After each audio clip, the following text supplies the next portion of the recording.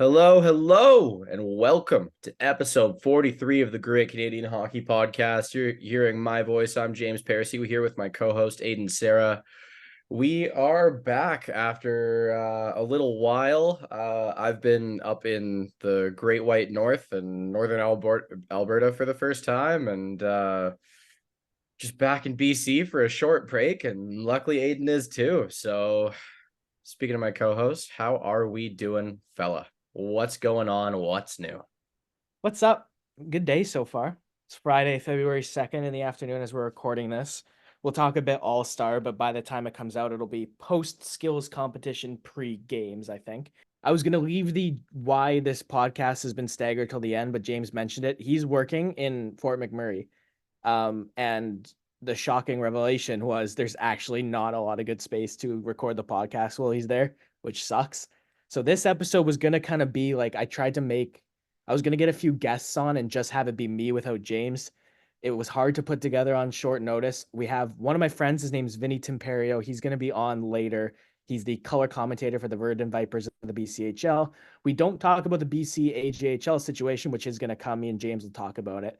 But then we'll throw to Vinny. Me and Vinny talk some NHL, and then we'll go back to me and James just so then, you know, just so we get Vinny on and he helped us out. So I'm really grateful to him for that. He's coming up later.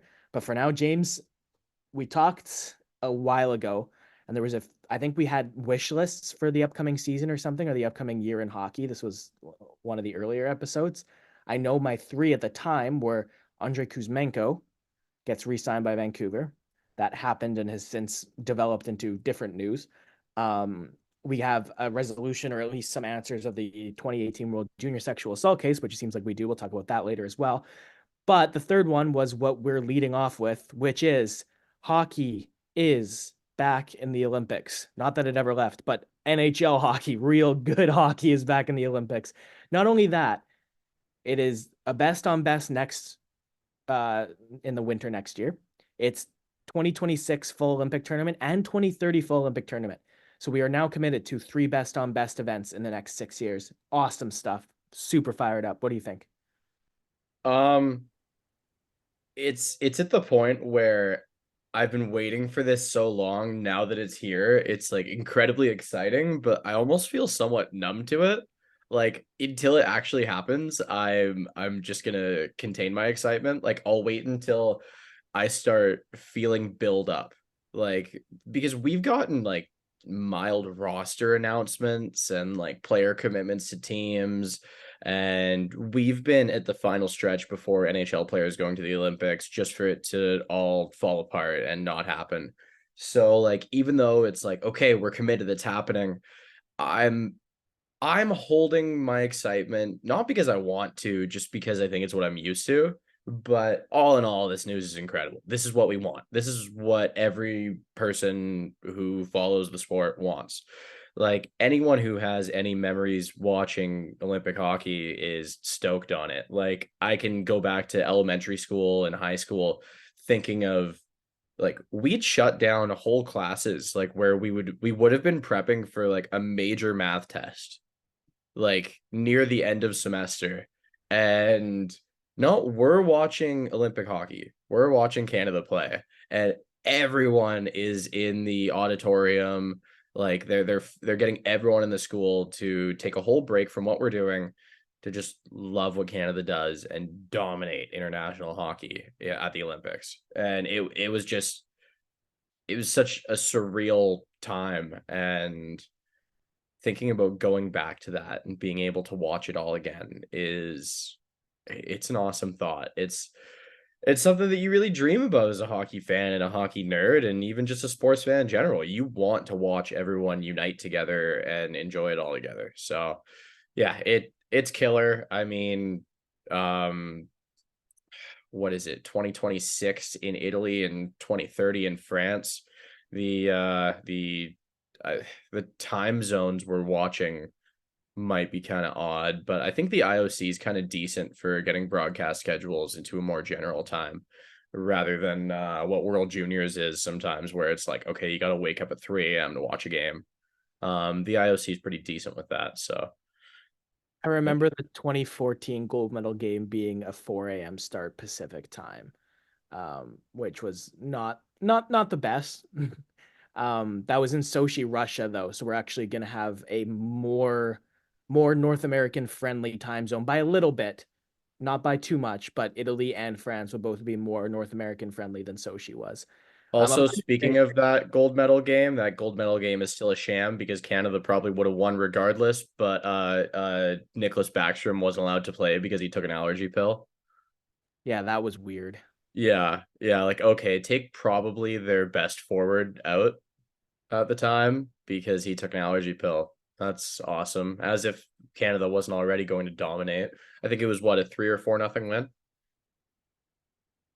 Yeah, yeah, something along those lines. But yeah, that part always still bugs me. Like I want to see best on best. I don't want to see someone kicked out for taking a freaking Benadryl. Isn't Advil a banned substance too? Am If I it thinking is, that that's right? just stupid. I mean, it's an anti-inflammatory. So like I was just working an aggressively hard physical labor job for the first time and like I was popping Advils like candy. So I know like there's some form of generic painkiller that is not allowed.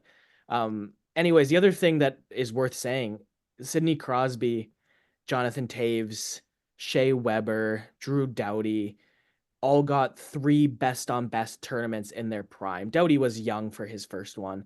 He was 20, but that core Canadian players all got the chance to compete in three, and then they ended up winning three.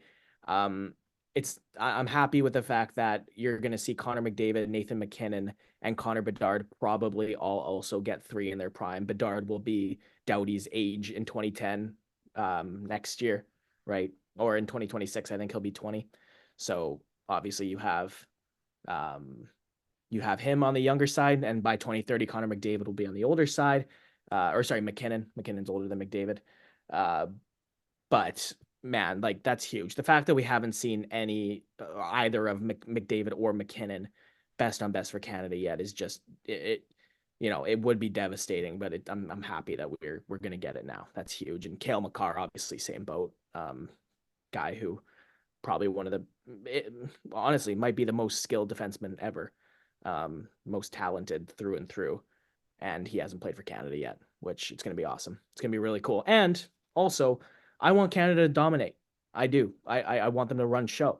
But in terms of a neutral hockey fan, these tournaments aren't going to be them running show the way it was in 2014 and 2016. Finland, Sweden, the Americans are all better than they were in 2014 and 2016. I don't know about Russia. We'll see.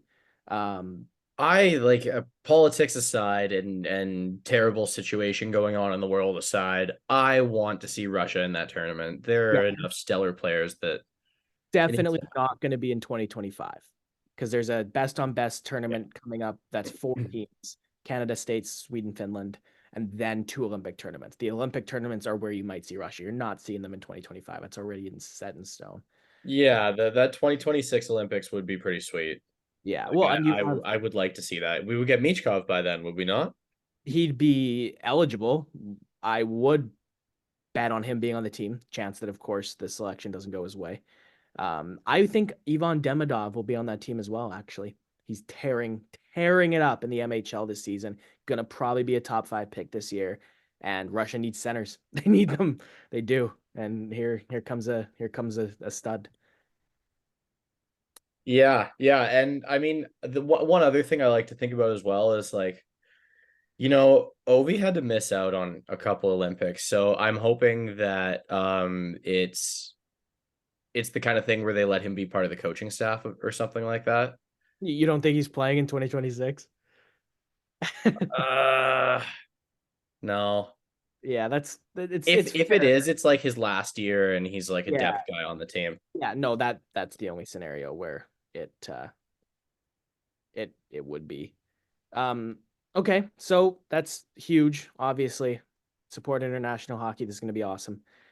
Moving on, two trades. One of them today, one of them, I believe, on Wednesday, was Yeah, it? that's right. I was in the airport. Yeah. My So, phone was at 2% and I was trying to get updates while waiting for my bag that had my charger in it. And everyone's texting me and like I can't click on any of these articles because if I open the score or Sportsnet or even Twitter for that matter, like that 2% on my phone is going to disappear. So I'm just waiting for my bag to come out of bag check, which took like 40 minutes. And I've got 2% on my phone. I can't figure out what's going on. It was hectic. Yeah, I definitely texted you. I was one of those people. But anyways, we buried the lead on what the trade actually was. Elias Lindholm is a Vancouver Canuck. Andrei Kuzmenko, Hunter Brustevich, Yoni Yermo, and 2 draft picks go back to the Calgary Flames. James, I'll let you lead it. Well, one of those draft picks being a first rounder, I honestly think it's a pretty fair deal. It's more so fair if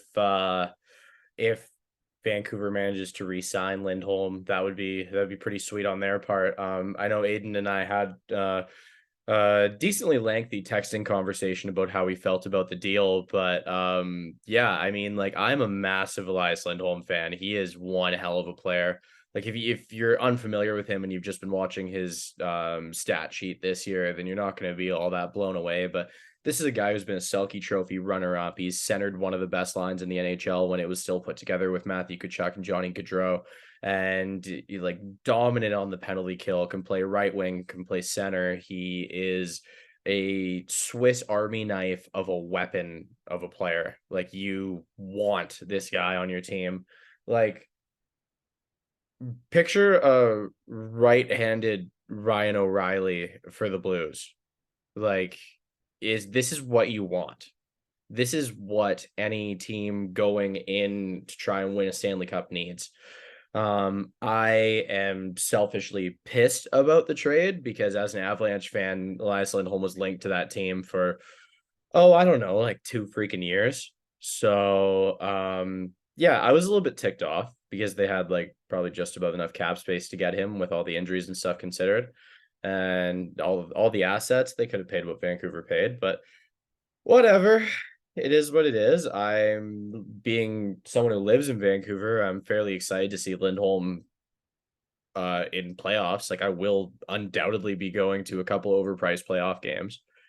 Yeah, I it's an absolute blockbuster. Like, that's getting the best player on the market off the market before the All-Star break. Like, trade deadline isn't until what, early March? Yeah. It might not even be super early. It might be more middle. Yeah, sometimes it's been late February, but like the point is, the Canucks management got this done a month ahead of time, and undoubtedly there were other teams going in at them. Like, there's no way that this is the only package that Calgary was offered. Yeah. This is just the one they chose. And you're starting to see a little bit of a GM relationship build between Patrick Allvin and Craig Conroy, which is kind of something pretty funny considering fans of these teams have typically been like, I don't want to see anyone. I don't want to see Vancouver trade with Calgary. Getting grumpy about this like ancient rivalry that doesn't exist anymore. Yeah, it's a pretty sweet deal, honestly. I think both sides should be stoked. A lot of Vancouver fans were very ticked off on social media saying, "Whoa, whoa, we paid too much, blah blah blah blah blah." And then you would see all of the responding comments detailing, okay, we acquired most of this stuff for borderline nothing, and we traded it for a known quantity that makes the team better immediately. Be excited that you got the best player in the deal. When you acquire the best player in the deal, you win. That's how it works. No one is going to care in 15 years. I'm sorry. I bet Yanni Yermo is a great guy. In 15 years, no one's going to care about Yanni Yermo. I don't want to see any fans getting toasted in the comments about, we got rid of Yanni Yermo. That was an extra thing we didn't need to get rid of. Or, whoa, what about that extra draft pick? It doesn't matter. You're about to go on a playoff run. Cup windows are very short, very short. And just when they seem like they're about to open up for 5 years, they close right in your face right again. And then it's another 3 to 5 years before you get back in there and figure out whatever was going wrong. So if it seems like you can win, you push all of your chips to the table and try and win. Now, I mean, statistically, you look back over the last decade, the teams that pick up the best player off the rental market typically don't win. Usually doesn't happen. Once in a while it does, though. So, fans of Vancouver, enjoy the ride, enjoy the race. And yeah, see how it goes. Just be excited. Exciting things are happening. 5 years ago, this pragmatic, pissed off at everything Vancouver Canucks fan base would have been screaming for the opportunity to be leading going into the All-Star break and acquire the best player on the market. Who cares about the price? So yeah, that's how I feel. That's my um unplanned rant on this one. Yeah, I think Vancouver, like at the end of the day, take a step back and think about the Vancouver Canucks and think about everything. Let's just even take a 10-year sample size. All right. That goes back to 2013-14. This is without a shred of a doubt the best team they've fielded since then. They've made the playoffs twice in that time.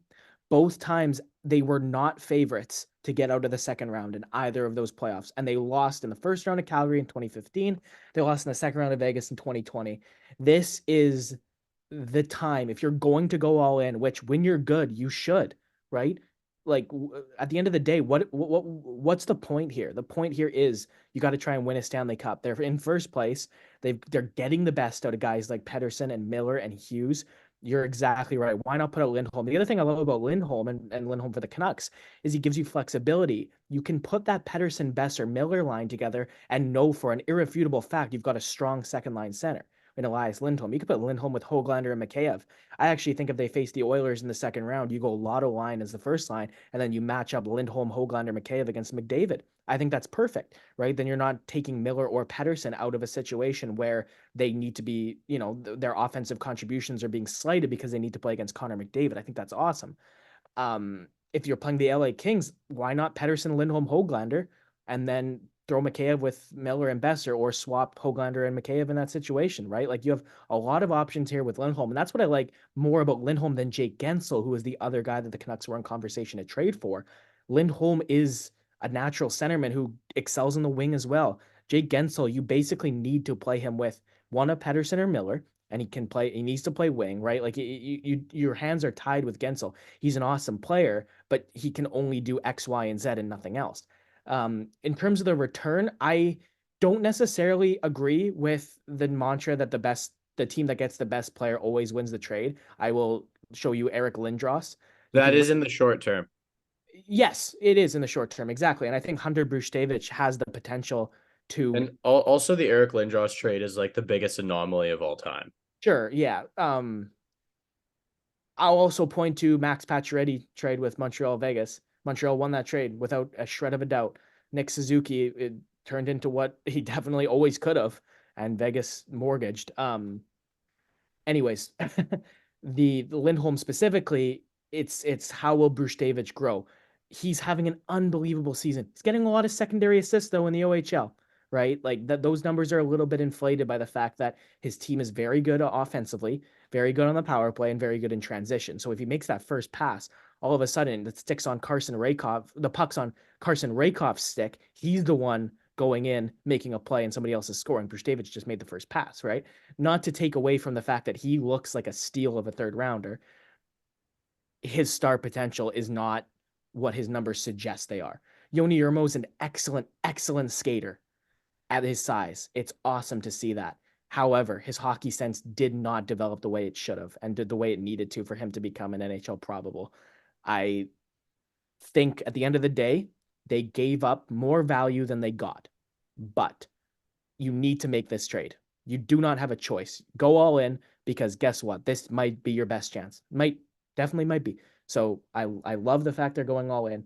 I'd really like to see them acquire if they can fit the cap space in. Obviously, there's moves that need to be made. I'd love one more top six defenseman. Doesn't even need to be a top four defenseman. One more top six guy to round out your Hughes, Hronek, Susie, Myers, Zadorov, X. I don't want to be 1000% relying on one of Ian Cole or Noah Juleson to be the number six for the playoffs. I don't mind them playing games, but Ian Cole's a warrior when it comes to big games. I totally agree with you. My thing is more if, you know, if three of your defensemen are Zadorov, Myers, and Cole, right? There's a chance that all three of those guys go into a game. And, you know, you talk about Sergachev being a riverboat gambler. That's part of that's kind of been how Tyler Myers has been this season. He hasn't been awful. When he's been bad, he's been really bad. When he's been good, he's been really good, right? So I want somebody to shore up in terms of even like an Ilya Lyubushkin. I see his name out in trade talks. It's good.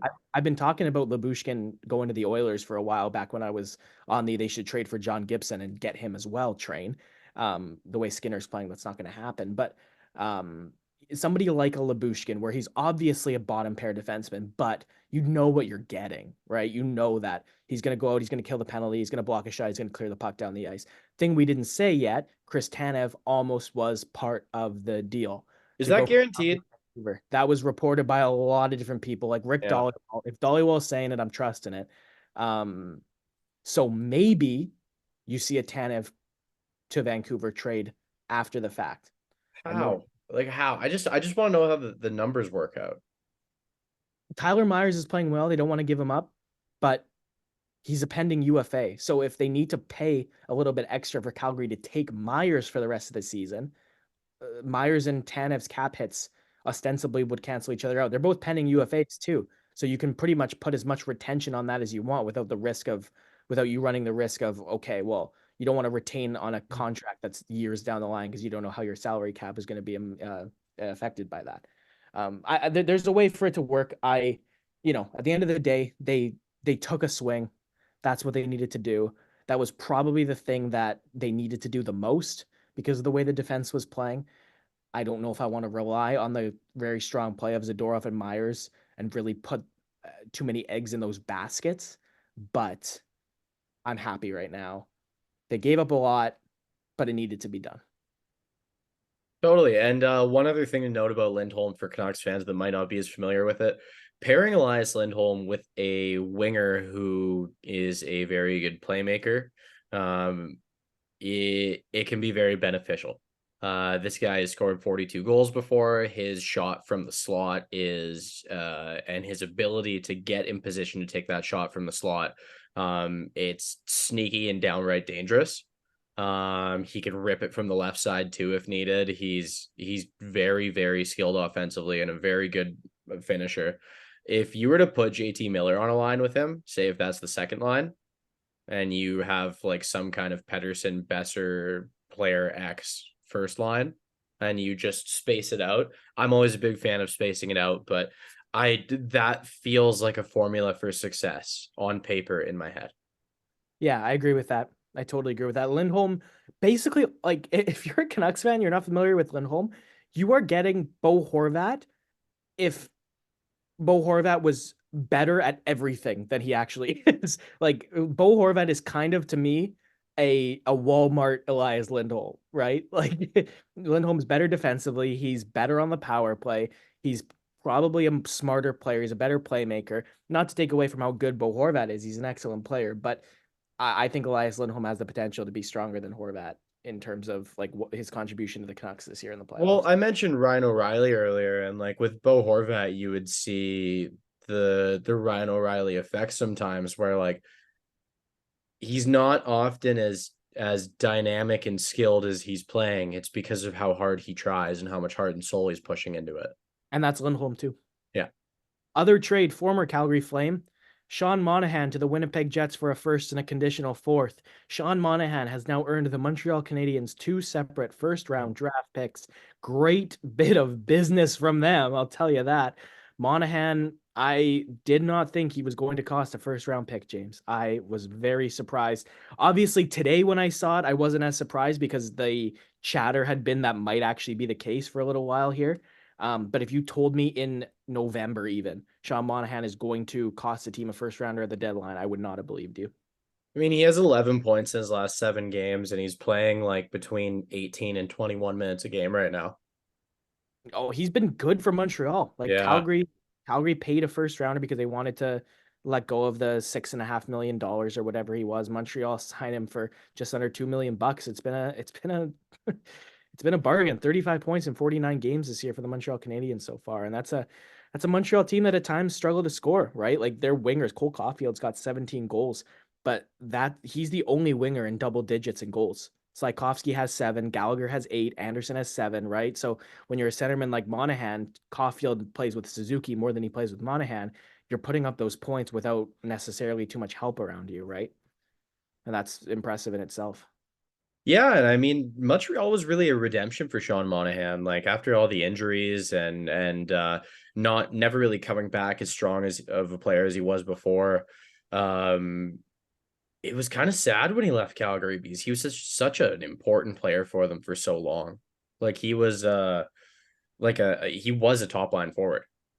He was that player. And when he went to Montreal, it was like, okay, he'll be a veteran depth presence, okay. And you think about it, like the guy was only in his late 20s.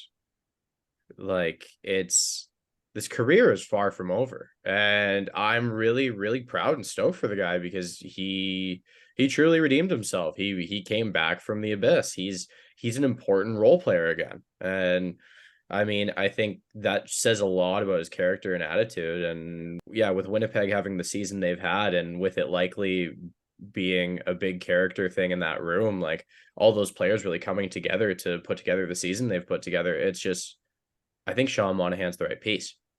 I'm gonna go out on a limb here. I'm gonna say long term, in retrospect, I think the Montreal Canadiens and the Calgary Flames are going to be the winners of this trade in terms of long term value.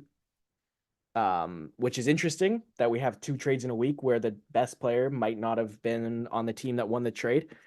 Question I'll pose to you because you just kind of were like, okay, how often does the best player in a trade lose the trade? I'm going to pose to you, and you can. I'm actually curious on your thoughts. Eric Carlson from Ottawa to San Jose. Did Ottawa or San Jose win that trade? Because I actually passionately think the Senators did. I'm wondering what your 2 cents is on that. Yeah, they did. They Yeah. did for sure. I mean, there's a lot of conditions there though. Like as soon as Carlson got to San Jose, like his injuries caught up with him and he kept getting injured more and more. And then there was the situation with his family as well. Like that one, I like to kind of just veto in terms of it's hard to really think about. Like there Well, are the too many other thing, conditions. that trade happened in 2018. Tim Stutzla was drafted third by Ottawa in Mhm. 2020. That pick was in that deal. And I think, at the time you can say, yeah, San Jose did not expect that to be a third overall pick. But when you're trading first rounders, that's the risk you run, right? That's why I was so okay. Like the Canucks trading their first rounder this year in this Lindholm trade. I have no issue with that at all whatsoever because Vancouver knows for an irrefutable fact that that pick is not going to be in the first half of the NHL first round, and they are really hoping, and for good reason, that it's even in the later 20s, right? Once you get into the Western Conference Final. What I don't like is when you're trading a first round pick for a year or two in advance, or even at the beginning of a season, because you have no idea what that pick is going to be. You have no clue, right? And that's what happened in that San Jose trade. They I believe traded a first rounder. The condition was it could have been 2019 or 2020, and then they ended up being terrible both years, I think. Um, Anyways, that was just a quick sidebar. We have a few more things to go through before I'm going to welcome Vinny on. Vinny and I are going to talk about him. He's a huge Blackhawks fan. We'll talk Chicago, talk a bit about the All Star game, talk Patrick Laine and David Jiricek with Vinny. That's coming up. But James, let's talk. Todd McClellan is out in Los Angeles. The Kings started this year really, really well, and they've tailed off. And I got to say, I'm not actually completely surprised to see them tail off. They were riding a very hot hand of Cam Talbot at the start of this year. Cam Talbot still has decent numbers. His play has stagnated a little bit, but this is a team with a lot of potential. Right now, they have an interim head coach, Jim Hiller, who's going to try and fill in. Do you think the LA Kings end up in the playoffs at the end of the season? I think they do end up in the playoffs, but the thing that bothers me is like I've watched a few Kings games as of late, and I can't let Cam Talbot shoulder really much of or any of the blame in my eyes. Like this team looks effortless. Like they Yes. look frustrated and confused. They are playing completely out of sync. And that is a goalie's nightmare. These players don't know where each other are. Their coverage is all over the place. It just looks like a mess when you watch it. And for a team with so many defensively responsible forwards, that doesn't feel right. So I think a coaching change was well timed. Maybe you could even argue that it should have happened a couple weeks ago. Yeah. Typically in LA, once Drew Doughty airs out his grievances to the media, that means whatever decision you're making is too late because you should have made it before then. That's fair. And there's all of that stuff online about Doughty seemingly calling out players without calling out anyone specific, and everyone saying it was about Pierre-Luc Dubois, and who knows, maybe it was. And also, who knows, maybe this new coach loves Pierre-Luc Dubois, and Pierre-Luc Dubois loves playing for him, and suddenly he's a point per game player the rest of the season. You never know. Never know. Coaching changes can change a lot. All of a sudden, Trevor Moore might not be an important offensive contributor on this team, and he might be more of a depth player, which he's very good at as well. So it's gonna be interesting to watch how things shake out in LA because to me they're one of those teams with like, okay, you have a couple great players. Past that, you have 14 guys who could be on a second line or a second D pair. Yeah, that's And fair. it's how you space them out. Where do they play? Which ones can play in decreased and increased roles? And it's going to be up to Jim Hiller to figure that out. And I had recognized the name Jim Hiller. Apparently, he is from the same hometown as me, Port Alberni, BC, and that's awesome. Keep getting the town's name on the map. Sweet. I can't say I know him or really know of him all that much. He played I don't know, looks like a few dozen games in the 90s in the NHL for the Kings and one other team I can't recall. But yeah, it's pretty cool to see. But I wish him the best of luck because it seems like a tall order to get this team in shape and get them flowing properly again. Because you kind of start to wonder if it was one of those things early on where you make all of those changes and players just start playing reactionary hockey and it works luckily, but then that reactionary hockey doesn't work for the full season. And these players never really took the time to get used to each other, get in sync with each other because there were a fair amount of roster changes. So I hope for the best for them. I enjoy when the Kings are good. It spices up the division, spices up the West, and yeah, I like to see more competition. I don't want to see them fall off the map. So Okay, so we'll move next. Nathan McKinnon and Nikita Kucherov have been head to head this entire season. Now, James, like, do you see a scenario in which the Hart Trophy is handed out not to one of these guys? Because I don't really at all. I mean, yeah, it's possible for like I mean, say a fringe playoff team is carried in by one specific guy. Like if I'm looking at the wild card teams right now, if Dylan Larkin has a monster rest of the season, like he could get a nomination and gets Detroit in the playoffs. You know, I don't know, something like that. That's just a odd or random example, but Yeah, um, and you know what? I bet you the third nominee is going to be Austin Matthews just because he's Austin Matthews, right? Like I it's mean, he's it, on pace for 70 goals. 70 goals, 70 goals. it's 70 goals, 70 goals. The guy's got 58 points in 46 games, right? There's 70 goals, but they're also Nikita Kucherov and Nathan McKinnon are both scoring above a 1.7 point per game clip, which is Yeah. Yeah, they're unbelievable. both on pace for just over 140 points and it's not like they're getting 2 points a night here and there. It's okay, McKinnon gets 5 points, so Kucherov gets 4 points the next night and 3 points the night after that. And then McKinnon has 2 goals and 2 assists, and then one of them has an off night. The other one gets 4 points. The other one has an off night, and then McKinnon gets another 4 points. It is absolutely ridiculous. As of right now, they've got the same amount of games played. They've both played 49. Kucherov with 85 points, McKinnon with 84. And the goals and assists ratio is spot on as well. They've got the same amount of assists. Kucherov has one more goal. Like it is absolutely ridiculous. Do you know what Nathan McKinnon's stat line is in the last 5 games? Because I In the last 5 games, it's absolutely mental. Do you have it on hand? 8 goals and 14 points. He's a +7. That's crazy. Yeah. Yeah. And like the other thing with McKinnon too is like he does this while putting like 5 or 6 on average shots on goal a game. Like he is constantly firing toward the net. And like like 23 minutes. That's a pretty normal night for him. The guy's a fitness freak.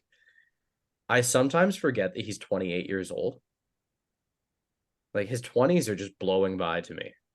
Oh yeah. Well, and it's kind of because he broke out in his 20s, right? Like he had the rookie year where he was awesome, and then looked kind of a step back for a couple seasons, and then it was bang. This is Nathan McKinnon. This is who it is.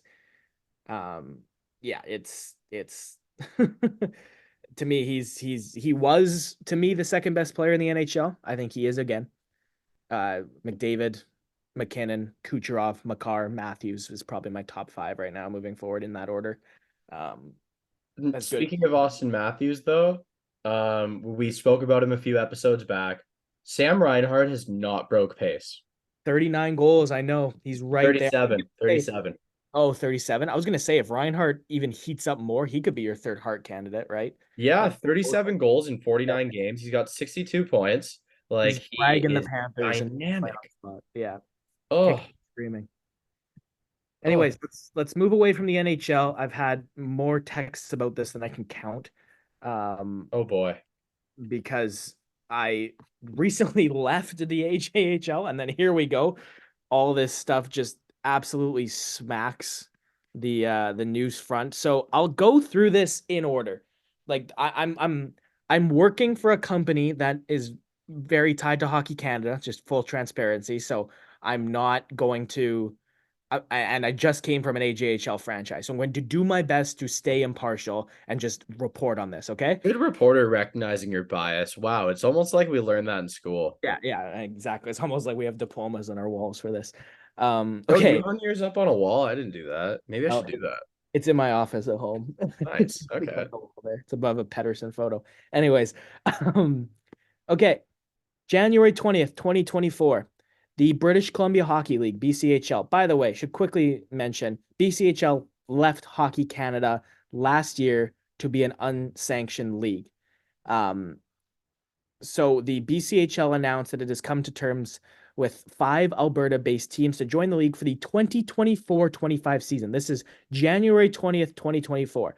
The teams that have committed to terms include the Blackfalds Bulldogs, Brooks Bandits, Okotoks Oilers, Sherwood Park Crusaders, and Spruce Grove Saints. There has yet to be any sort of reason or rationale as to why January 20th was decided to be the best time to release an official announcement about 5 teams leaving a league for September of the following year. I have yet to be presented an argument that makes any logical sense as to why that happened. That is the one thing that I'm probably most confused about right now is and you know what? Yeah, like there were rumors. There were like people were talking about, hey, this might happen. This is in the works. But guess what? Just because rumors are out there, you don't need to drop the bomb. You could just say nothing. And guess what? People have short attention spans. It would go away. Anyways, in response to that, the AJHL released a statement same day. They said that they were informed through an announcement from the BCHL. So that BCHL press release apparently was the AJHL's first knowledge of that, which I think is pretty wild that none of the teams communicated with the AJHL in any way, shape, or form. Like that's a little bit crazy to me. They were assessing the next step. They canceled some games. Again, 2 days later, they said they're not suspending any teams yet. All of games played have been league sanctioned. What they were doing in the first few days was they were like, okay, we're just not going to have the defecting teams play against our teams so we can figure out what's going on from here. Um, they cited a player safety thing. I sort of see where they're coming from, right? Like it's 2 teams that maybe there's some bad blood in the water because one is leaving, right? So I kind of understand that. Um, then on January 25th, we continue to evaluate the best path forward after reviewing Saturday's BCHL announcement.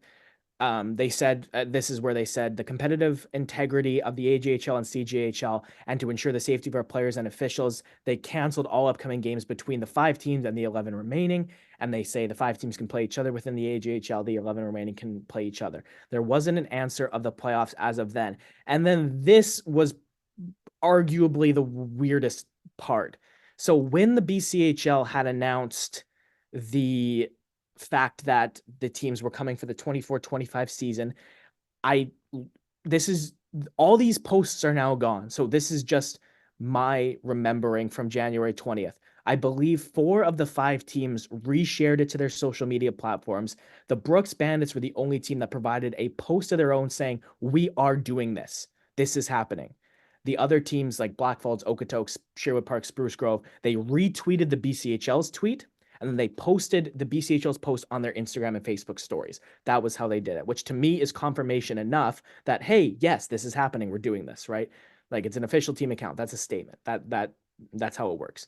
Um, Again, it got weirder though, because evening of Thursday, January 25th, 5 teams that are leaving the AJHL released this statement. Our 5 teams remain members in good standing of the AJHL, CJHL, Hockey Alberta, and Hockey Canada. We have not entered into any agreement to leave any of those organizations, nor have we made any announcement to that effect. We have full intention of fulfilling our commitments to each of these bodies for the remainder of the 23-24 regular season and postseason. We don't agree that any game should be canceled or postponed. We shared the public's disappointment in the current situation. Strongly believe that our players should be back playing hockey, competing for the Interpipeline Cup, and we'll do everything we can to bring this unfortunate situation to a positive resolution. We have not entered into an agreement to leave any of those organizations, nor have we made any announcement to that fact, is so contradictory to both what the teams basically did, which is retweet and reshare the announcement that said that they were, and specifically the Brooks Bandits were very much saying, yeah, we're going. The BCHL said, yeah, we're going. So now the AJHL is sitting here like, okay, so what's happening? And to their credit, I actually fully agree with what they did, which was the AJHL is aware of the contradictory statements coming from the BCHL and the 5 defecting clubs and the negative impact they're having on our players and their families. The denial made late Thursday night by the 5 clubs, this was released Friday morning, by the way, so 1 week ago today. The denial made late Thursday night by the 5 clubs directly contradicts the BCHL itself, which said last Saturday that the unsanctioned league and the clubs had committed to terms for the teams to join the BCHL in the 24-25 season. In addition to contradicting the BCHL, last night's statement is at odds with earlier statements from the 5 clubs. This includes a media comment from Bandits president Paul Seaton, who said 2 days ago that, quote, nothing has been signed yet, but agreement has been reached and our board has agreed to it unanimously. The information wasn't supposed to be out until May 1st. Interesting. Given the suggestion by the 5 clubs that the BCHL issued a false statement and the inconsistent and conflicting information coming from the 5 clubs themselves, the AJHL is calling on the BCHL and the clubs to provide immediate clarification until such time as the AJHL is satisfied that there are no plans for the 5 clubs to depart the league to play unsanctioned hockey. The current scheduling decisions remain in place. Again, I'm trying to not be any side of this. I'm trying to just report this information. I think that was entirely the right thing for the AJHL to do with that situation, because at the end of the day, like if you're a major sports organization, a league like that, and you're getting like information that cannot possibly both be true at the same time from the teams, from the leagues, like calling for clarification is exactly the right thing to do. So then nothing happened for a few days until yesterday, as of recording, February 1st, 2024, BCHL announces finalized franchise agreements and integration with the 5 Alberta-based teams. Basically, it's immediate. Now, I heard from somebody that this could happen, where if the announcement severed ties immediately with the teams in the AJHL, which it ostensibly did, that the AJHL would compete in BCHL hockey. I don't know exactly all the logistics of what that looks like, but the AJHL and BCHL, sorry, the Alberta teams in the BCHL are officially one now. Like the Blackfalds Bulldogs, Okotoks Oilers, Sherwood Park Crusaders, Brooks Bandits, and Spruce Grove Saints, all their games, they're off the AJHL standings. They're into the beat, like on the BCHL website in standings. If you go, their standings, I don't think are up yet, but their schedule is. So, or sorry, 23-24 regular season Alberta is an option. They don't have the teams listed there yet. But at the top, as you can see, Friday, February 2nd today, you've got Penticton, Salmon Arm, and then right beside it, Sherwood Park, Spruce Grove, Okotoks, Blackfold. So these teams are competing. To me, honestly, James, in terms of what the resolution could be, I think this is probably best case for everybody. If you're the AJHL, I don't really think you should be letting these teams that are leaving profit off your league anymore. Like you're leaving. This is a really kind of a silly way to put it, but I saw somebody put it this way where, if if you're married and your partner says, "Hey, in 6 months, I'm going to leave you for our neighbor. What do you do for those 6 months, right? Like, is it all normal? Is everything all okay? No, it's not, right? I thought that was quite funny. And honestly, I kind of got the comparison. But at the end of the day, this is 5 teams worth of players. And every one of these 5 teams has 6 players who this is their last year of junior hockey. They should be able to play some hockey to end of the season. The players shouldn't suffer for this. And this way they don't. So I think, uh, I did put some personal thoughts into that report.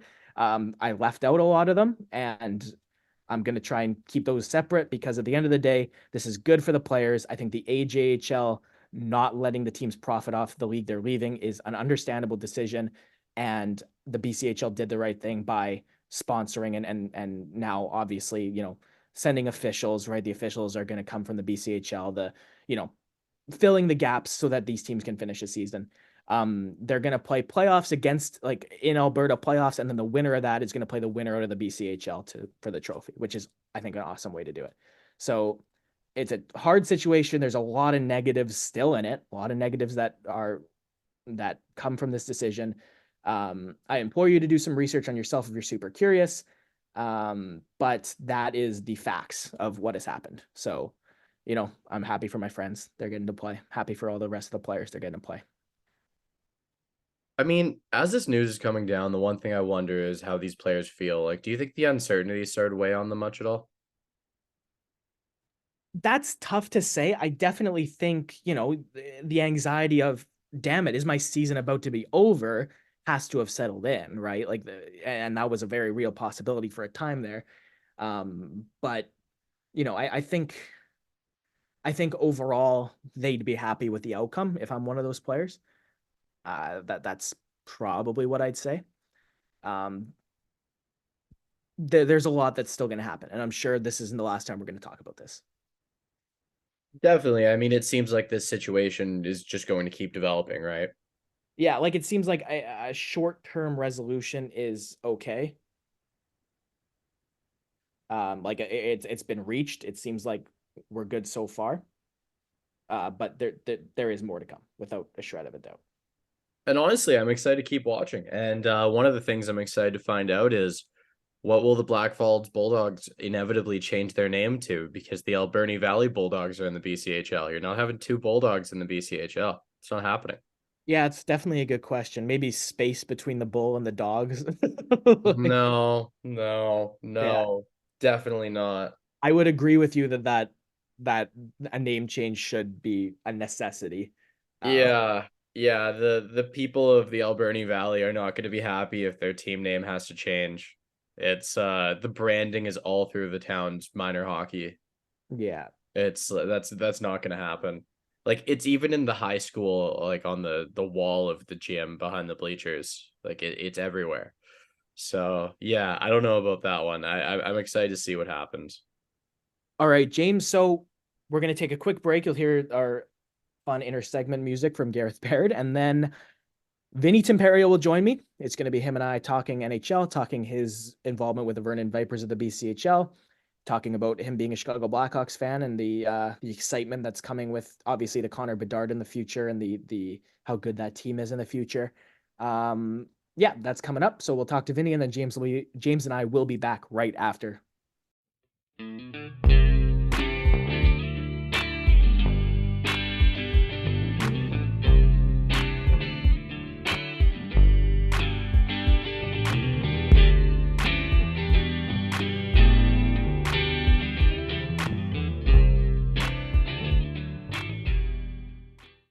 Okay, as promised, the first kind of special guest. This is a unique podcast episode. Usually I have James with me, obviously, but Vincent Timperio is up with me first. Vincent is the color commentator of the Vernon Vipers in the British Columbia Hockey League. Played junior hockey for 4 years. One of them was a COVID interrupted season, and Vinny would be a lot higher on the Grandview Steelers all-time scoring charts if he had that season in the PGHL, where he started playing in the league that I got my start in broadcasting. So Vinny, welcome to the show. How are you doing? Pretty good. How are you?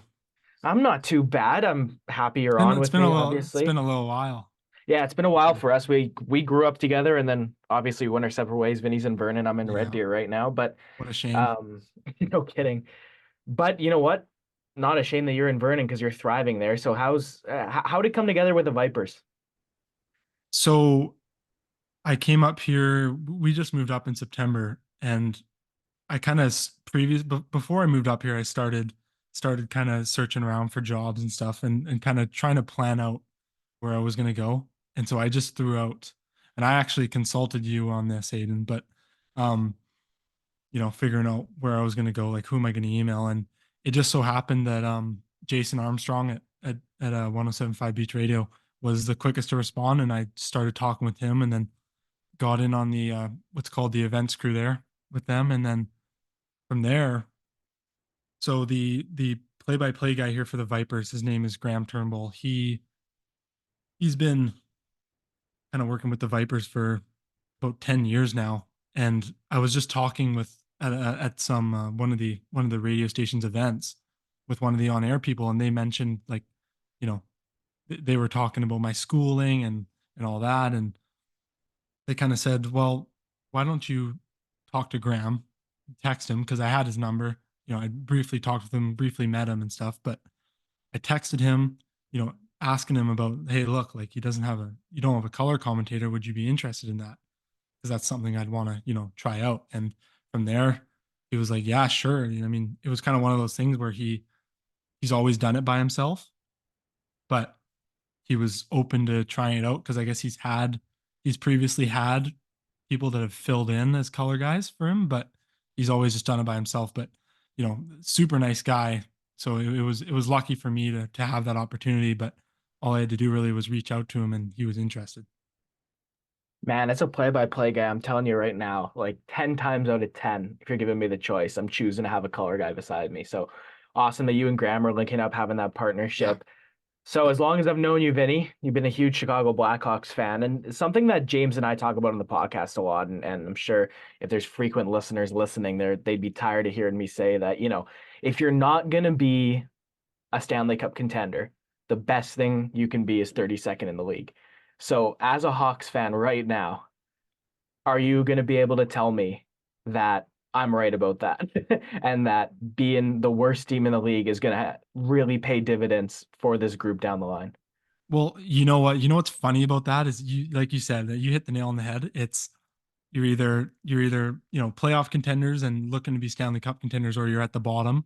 But for the Blackhawks, it was, for a while there, it was like mediocrity. It was like, make the first round, be good enough to squeak into the playoffs, and then lose in the first round. And with Stan Bowman still at the helm, there was a lot of questionable trades that the fan base didn't like, and a lot of, I'd call it, mismanagement of assets. And so once they kind of moved him into a different role in the organization, and brought on Kyle Davidson. I mean, I think Kyle Davidson, as the GM of the Blackhawks, he's done amazing. He's kind of basically turned it right around, and it's just kind of been a commitment ever since then to, the last handful of years here, to just handling your assets well, keeping draft picks, and then drafting well. And he's been able to do that. It's been pretty exciting recently, even though as bad as the team has been. Yeah, obviously, if you're in a position of running an NHL franchise, you're selling hope. And you're either selling hope that, okay, this season we're going to contend, or you're selling the hope that, all right, come out, support us because in X amount of years we're going to be a contender. And that's obviously where the Chicago Blackhawks are right now. And I'm looking at my wall. I got a Connor Bedard jersey up there. I'm sure yours isn't going to be too far behind that. Um, but you've got Frank Nazar, Oliver Moore, Kevin Korchinski surrounding Bedard in that high-end prospect pool. If you're looking at the 2024 NHL draft, obviously Macklin Celebrini's top of the list, but anybody else you think would look great in Hawks red? I look at Iserman, Cole Iserman, the American kid. I hadn't seen tape of him until recently, and I've kind of started to watch him, and he looks so much like, I mean, he has Austin Matthews' number, and he almost, like, he looks like him out there. It's pretty, he's been impressive. And I like his shot. I mean, that release is something to behold. But it's also the speed that he has, and also the the playmaking ability too. Is something I think that's admirable. And I think when you look at, yeah, like Celebrini, obviously you're just going to be adding to the center depth there that you already have with this future Blackhawks team. But Yzerman as well, I think, would just be another like amazing guy to have, just to complement Bedard, and just even add more help for Bedard. It's going to be exciting. Yeah, Yzerman already 34 and 32 in the development program this year. He's going to BU next year, which that'll kind of be obviously the big, like, how good is this kid measuring stick, right? Like players that come out of the Yeah, national team development program, you don't really know what you're getting till they go into the NCAA, but you have a pretty good idea with a guy like Cole Yzerman. And you know what, Vinny, he's dropping, right? Like he was a yeah, consensus number two, and he's not anymore yeah. number two on everybody's list. So Chicago could very well not win a top three spot and still end up with this kid at 4, 5, 6, something like that. Yeah, you never know with the draft, obviously, until it comes. I mean, I think with any of the major sports, it's always like that. Guys go higher than you think, guys go lower than you think. But yeah, we'll see what happens with that. So Connor Bedard out with a broken jaw, won't play in the All-Star game, but that is the next big event on the NHL calendar. It's hard. I just talked about other sport, like the other major sports. It's so tough. Like look at football with the Pro Bowl. It's like no one no one really watches that. It's hard to sell something to fans when, you know, as much skill that's going to these all-star games, like in the NHL, for example, you get all these guys that go to the all-star game, and all the skill, which is great, but they don't take it too seriously, right? They're out there to joke around, and you can't really blame them for that. But on the other hand of that, it's not the best thing in terms of getting fans excited for it. So Well, I don't know. It kind of is what it is. I think you hit it on the head there as well when you said that, the players are just kind of there and they want to have fun with it. And I think that's where the NHL has kind of figured out, okay, well, you know what? If they want to have fun with it, then I think the best thing we could do is in a way, kind of help them with that. And I think that's what they're doing with the draft, right? You've got these celebrity captains. It's a little bit odd, right? Like They used to do the draft, right? They used to. yeah, yeah. It was They used to. 2011, 2012, and 2015. You did have the draft. And you know what? That was the best of the All-Star game since 2011 were those draft Yeah, moments, right? You remember like Alex Ovechkin one year was yeah. begging everybody to take him last because he wanted the car. I was just about to bring that up. Yeah, Phil Kessel ended up going last, and you had Ovechkin with his BlackBerry, like black back in 2011, like taking Yeah, a photo of yeah. Kessel going up as the last pick. But I think at least with that, like I think that was obviously something that fans liked.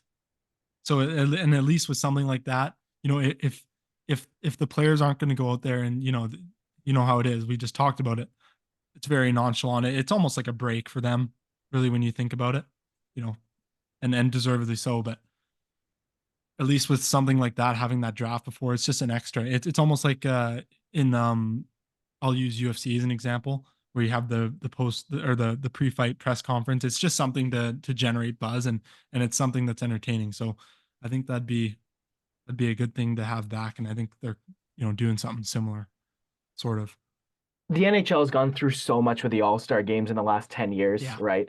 I think finding something where, you know what, they can say this works, people enjoyed this, fans are enjoying this, right? Like you had every team send a representative, and then you had the fan vote, and the Canucks yeah, fans and the Maple Leafs fans yeah, stuffed the ballot on the fan vote, which was funny. Um, Obviously the best All-Star game story was a fan vote moment when John Scott got selected in yeah, 2016. So I think the NHL has kind of sort of figured out like, all right, well, you know what, the fans enjoyed the fan vote and the fans enjoyed the draft, so we're gonna have a way to put those two together. yeah. I think that's a good thing. And you know what? For what it's worth, I think overall, as a whole, when you look at the whole All Star game for the NHL, I don't think they do a bad job. Like I've always been a fan of the skills competition. I think they do a decent job of adding new things, and I think last year they really tried to delve into more of the entertainment side of it, because we saw what was that? It was like they like golfed or whatever. It was like Yeah, they did some It- stuff outdoors in Vegas, right? yeah, Like they really blew it up that year, and they really yeah. tried to make it a And spectacle. that wasn't so bad. I think kind of this just goes back to what I was saying before is like the players treat it basically as a vacation. So how do you how do you what's the word I'm looking for? How do you coincide with that maybe to where Yeah. How do you you make the you can hockey you and the how do you vacation one, how, right? Yeah. and Yeah. how do you add the entertainment value to make up for the players not going 100%? Yeah. I know what you mean. Anyways, Friday, Saturday, Sunday will be the whole all-star shebang, right? Or Thursday, Friday, Saturday, whatever it is this weekend. Um, it's in Toronto. It'll be something fun to watch. Yeah. More serious note, Patrick Laine is into the NHL Player Assistance Program. We saw a statement on Instagram where he said that, it was time for him to prioritize himself. And Yeah. no way we're going to criticize that, right? No way No. there's any criticism that's going to be levied towards Well, Patrick Laine for that. you never know what exactly is going on there, right? It's they kind of they mentioned mental health issues that he's dealt with. Um, but yeah, it's unfortunate. He's it's one of those things where it's like when it rains it pours sort of thing for Liney. Yeah, he's had a tough season. Only 6 goals, 9 points in 18 games. Obviously, there was the whole thing at the start of the year where he came back from an injury and Columbus tried him out at center. And I don't know, like I feel like that was doomed from the start. I don't know. If you watch Yeah, Patrick Laine play, Patrick Laine and center have never been two words that ever went together in my head. Like yeah. I never would have thought that that would have worked for Columbus. Columbus has just had such a messy year in general. I've never thought that Columbus is a great fit for him. Really, I don't Yeah, know about you. yeah. Well, when he got there, was it not? It was Tortorella behind the bench, Yeah, which yeah. It's already that not fire and ice. Yeah, no. Um, but you know what? This is a guy who scored 44 goals in his sophomore year. This is a guy who looked like he could be one of the best goal scorers in the NHL, and we're just hoping right now that he can yeah, be healthy, he can be happy, and hopefully he can get back to hockey at a time where yeah. he's more ready for it. He's more happy with it, and everything's going well for him. So I mean, we're obviously wishing Patrick Laine all the best. And yeah, like you said, if it's not going to work out in Columbus, he's under contract till 2026 at just over $8.5 million. Maybe it's going to work out somewhere else for Patrick Laine. But I I think if you ask me, he is one of those players that, as you touched on it, the talent's obviously there. His work ethic has obviously been questioned, and I think going through having a coach like Tortorella, there's no way there's no place for that. With Tortorella, it's just not going to work out. And obviously you can see how the controversy kind of boiled there. But I think a player like Line, he strikes me as the kind of guy that the kind of player rather where he would benefit from being traded to a let's say Colorado or Vegas or somewhere where you got like McKinnon or you got Eichel or take your pick of cup contenders. Um, I think if you add him with a player of that kind of caliber, just having him surrounded by guys that are that talented, I think that's where he would really benefit. staying in Columbus, David Urachek, here's two quotes. I played good hockey in the NHL. I'm an NHL player right now. That's my opinion. I should be in the NHL right now. I see guys from the same draft like Simon Nemec and Kevin Korchinski. They get a chance on the power play. They play a ton of minutes in the NHL. Those are different teams, different situations, but I Yeah, can compare with them. I just want a chance to play like that. That's 20-year-old David Urachek talking to The Athletic after his demotion to the American Hockey League. He's got 3 assists in 4 games. All those 3 assists came in one game, actually. Urachek goal, 9 points in 36 games. Vinny, I loved this guy. Loved yeah, this guy. yeah, I thought he was going to be a Calder candidate this year. Nothing's worked out in Columbus, right? But when he's been there, I agree with him. I think he's been playing excellent hockey. I don't think he's been playing poor enough to justify an AHL demotion. But Vinny, I'll run through the 7 defensemen in the NHL for the Columbus Blue Jackets right now. Zach Werenski, Eric Goodbranson, Ivan yeah. Provorov, Damon Severson, Jake Bean, Andrew Peak, and an injured Adam Boqvist. So it's hard to really look at that and say, oh yeah, David Juracek should be the number one guy there. I think if you're looking through the lens of Columbus isn't going to compete and they should be prioritizing their future, yeah, you can make the case that he should be playing high in the lineup. But you got veteran, proven guys like Werenski and Provorov and Severson, who all have a ton of experience running NHL power play units. Eric Goodbranson's being paid a lot of money to be Zach Werenski's partner for the next few years. And Yeah. Columbus, as much as it's been a bad season there, they want to be a playoff team. So I think much like we were talking about with Patrick Laine, the fit in Columbus, I think maybe the David Juracek fit in Columbus is going to end up being called into question here. So I think you look at it, you got a 20-year-old defenseman, right? He's really young. The talent's there. Going into his draft year, he was so highly touted.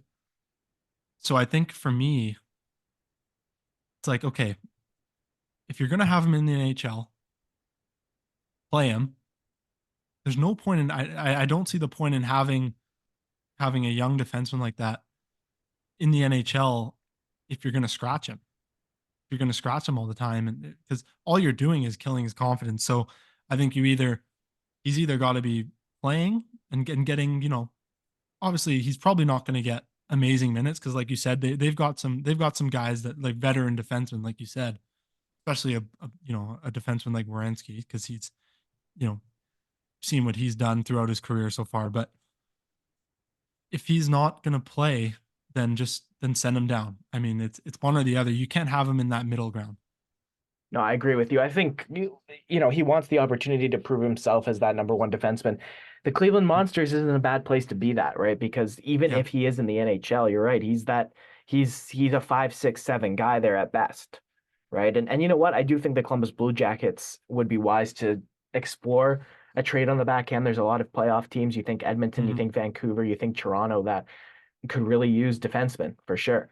I would probably pay a premium for a guy like Andrew Peeke. Columbus's Yeah, asking price for yeah. Peeke has been too high so far, but as teams approach the trade deadline, as teams' priorities become very clear, that's something that I think the Blue Jackets should be exploring. And for David Juracek, it's only been 4 games in the AHL this year. I'm a huge fan of this guy, and I think patience is going to be the thing for him.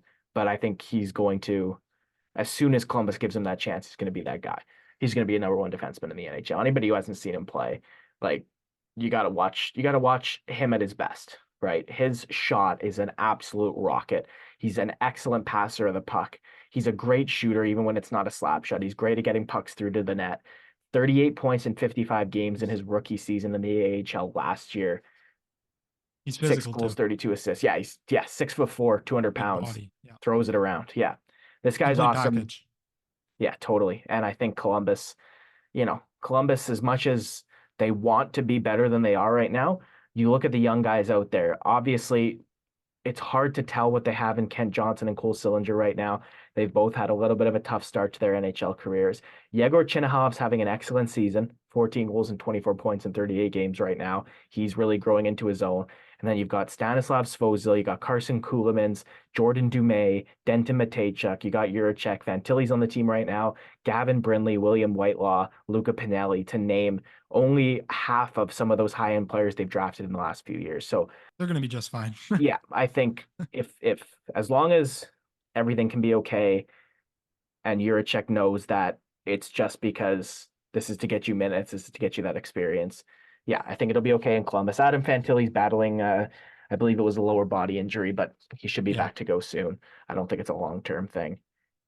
Okay. So, Vinny, thanks for hopping on. Good half hour just Absolutely. chopping it up with Absolutely. you. Glad we got Fun the to catch time. up.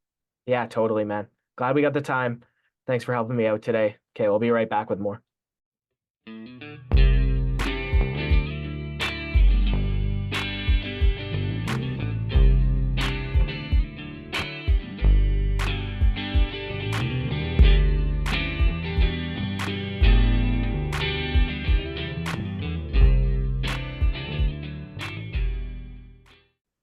All right, and welcome back, guys. That was Aiden and his pal Vinny. Thank you very much to Vinny for filling in while I was gone. That the the unnamed Aiden and Friends episode didn't end up happening, but we had to keep that one there because it was a nice little conversation, and I'm very thankful for him helping fill in, and that kind of segues into something else we got to talk about here. Just the state of the podcast, what we're dealing with right now.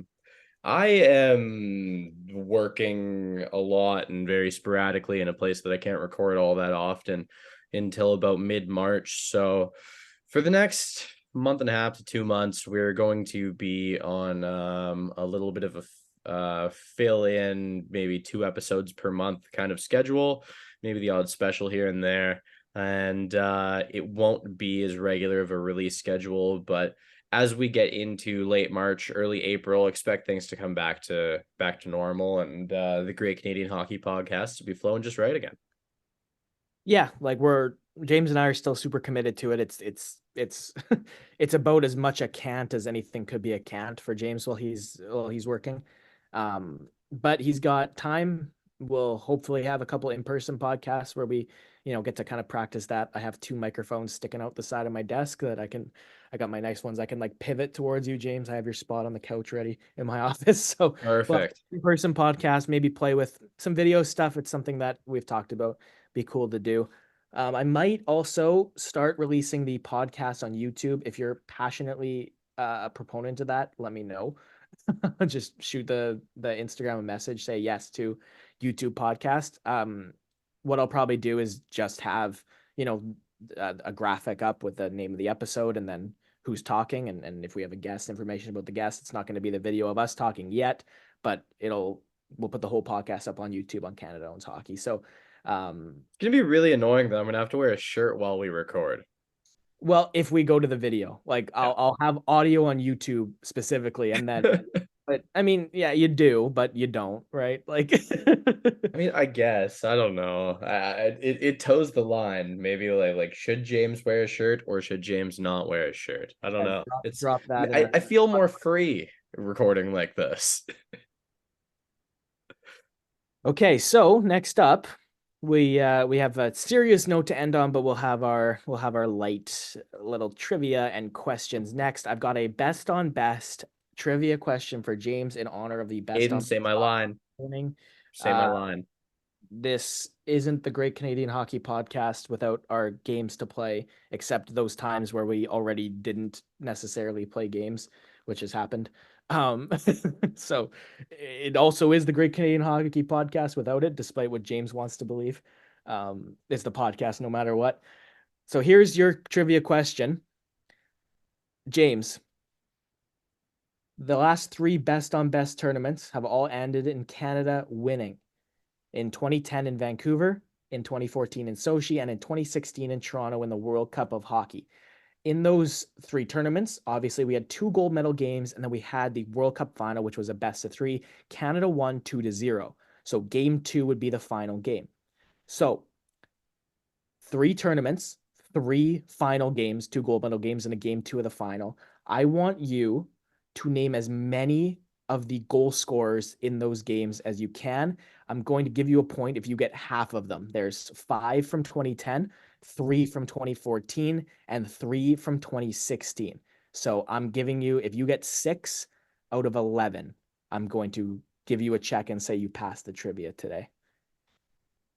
Okay, I'm going to okay, so 2010, 2014, and then the World Cup final.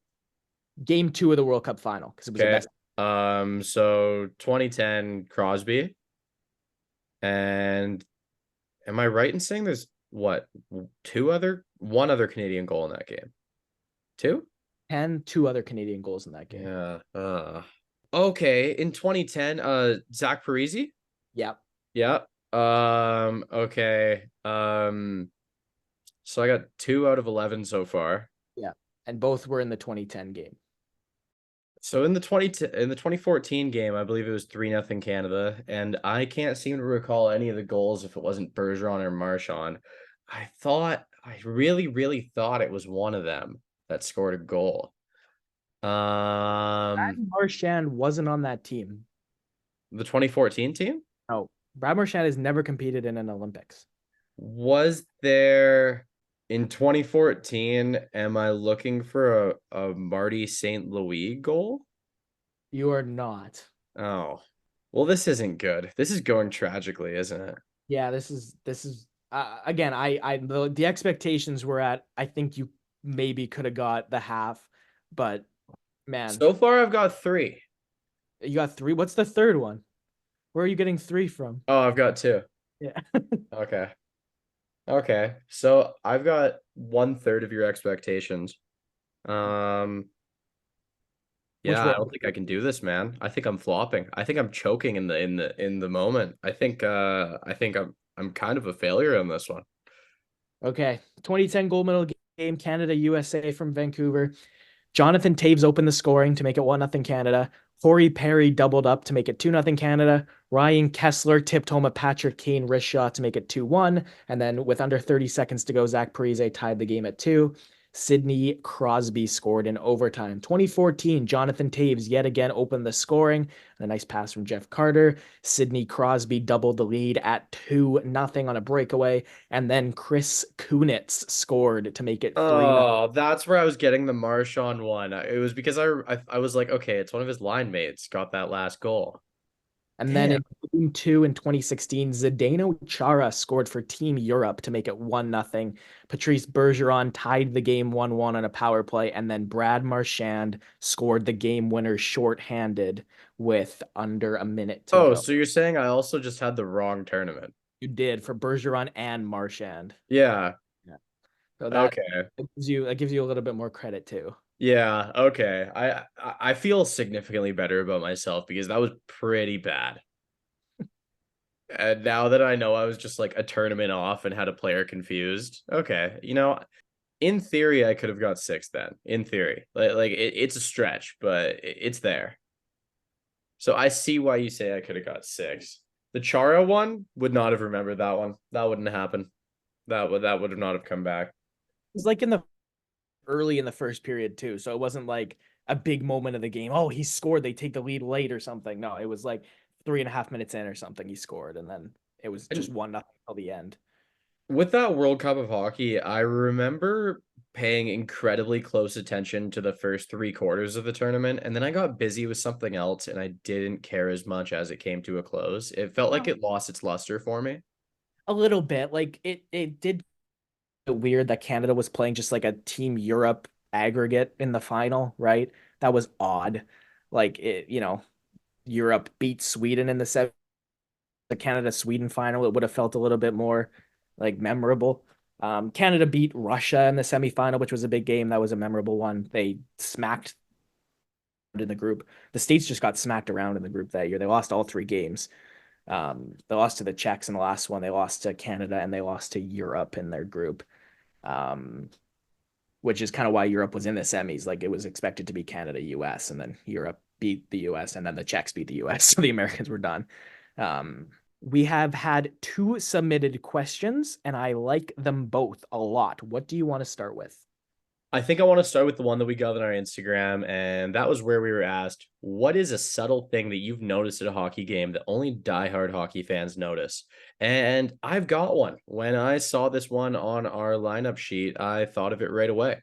This is a player's stride. I think you notice so much in a player's stride, whether that's their compete level, whether that's how hard they're working at the time, whether that's a new thing they've developed in their game, or even something as small as if they're a little bit ticked off. I like that one a lot. I do. That's a good one. I had 2 top of mind for this one, both of which I actually like noticed this year, which is funny. Like when I started the year in Blackfolds, they replaced the glass behind the net.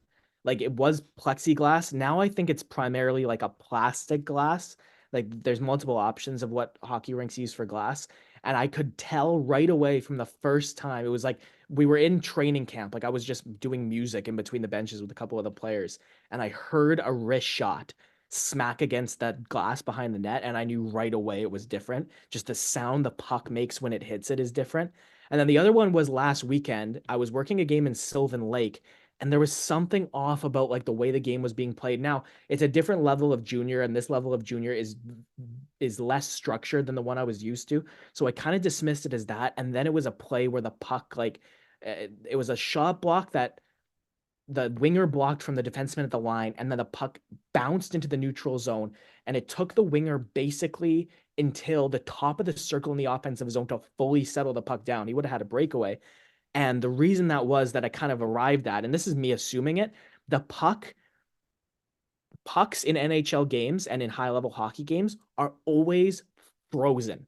They're always in a cooler in an ice bag or something. They're on ice before they get used, and that's because when the puck is warm, the rubber on the ice bounces like crazy. So I could tell that in the AJHL Junior A, I imagine that the pucks are kept on ice, and then in this junior game I was doing last weekend, that wasn't the case because the puck was bouncing everywhere. And again, the first thing I'm positive about. The second thing, I'm kind of making an assumption based on, an educated guess, but that's definitely what it seemed like. But it is a fact that the pucks in NHL games are like, even I believe in the scorekeeper's box, there's a cooler down there, or a freezer or something where where the pucks stay frozen before they hit the ice.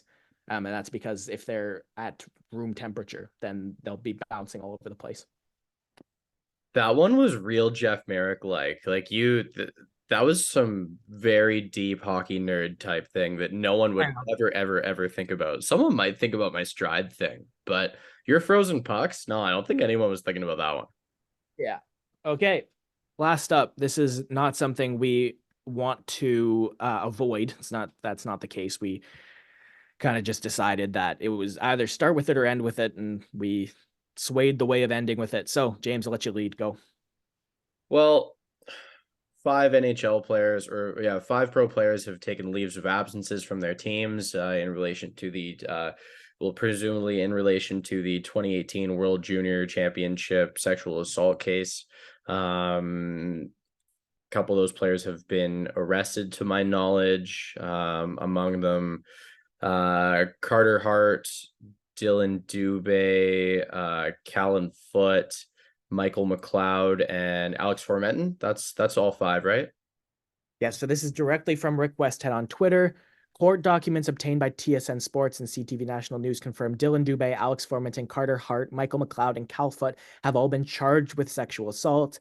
And then more recently, one takeaway of the documents filed in court is confirmation that police in London, Ontario believe that the 2018 World Juniors player who the victim says she initially had consensual sex with also sexually assaulted her.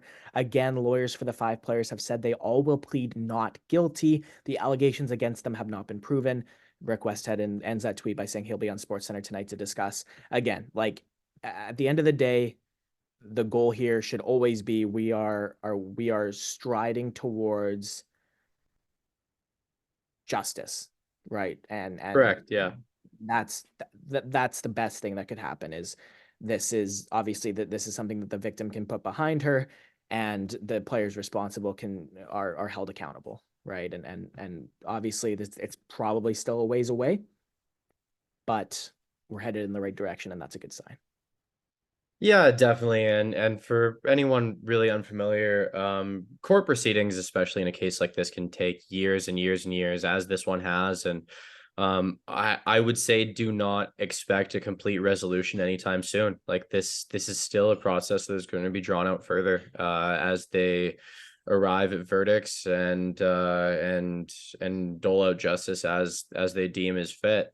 So it's not over. It's not over. The names are out there, but there's a lot more time to come. So keep paying attention. And as Aiden referenced, Rick Westhead is really the guy to go to for all of your information on this stuff. He has been in this and a lot of other difficult stories in hockey for quite a while. And he seems to accurately report on them in a very fair and just way. And he gets the information seemingly quicker than damn near everyone else. So Another thing about specifically Westhead, on this one. So yeah, very subtle thing on Westhead too.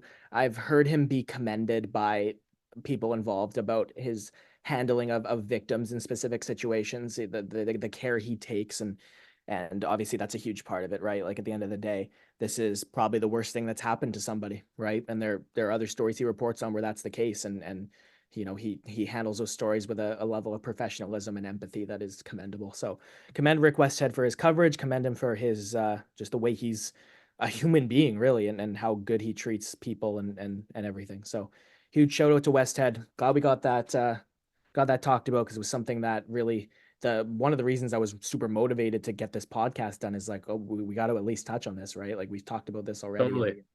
I wanted to give an update. So I'm glad we did. And I think that's it for this episode, buddy. Yeah, that's all I've got for sure. So without further ado, thank you all for listening, and let's roll that outro. Thanks, guys.